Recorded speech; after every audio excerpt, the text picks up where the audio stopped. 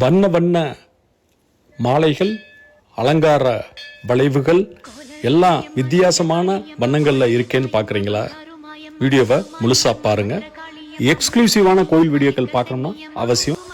ஆந்திர பிரதேசம் அமலாபுரத்தில் ஸ்ரீ வாசவி மாதா திருக்கோயிலில் தசரா திருவிழா கொண்டாட்டத்தின் ஒரு பகுதியாக சுவாமிக்கு அலங்காரம் ரூபாய் நோட்டுகளால் அலங்காரம் பண்ணியிருக்காங்க.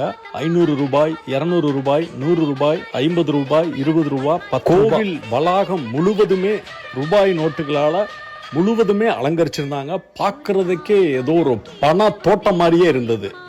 மொத்தம் 4.5 கோடி ரூபாய் இந்த அலங்காரத்துக்கு பயன்படுத்தி இருக்காங்க. ஸ்ரீ வாசவி மாதா அம்மனுக்கு நிறைய தங்க ஆபரணங்கள் அணிவிச்சிருந்தாங்க. அம்மனுக்கு முன்னே வெள்ளியில சுவாமி சிலைகள் நிறைய வச்சிருந்து வழிபாடு செஞ்சிருந்தாங்க.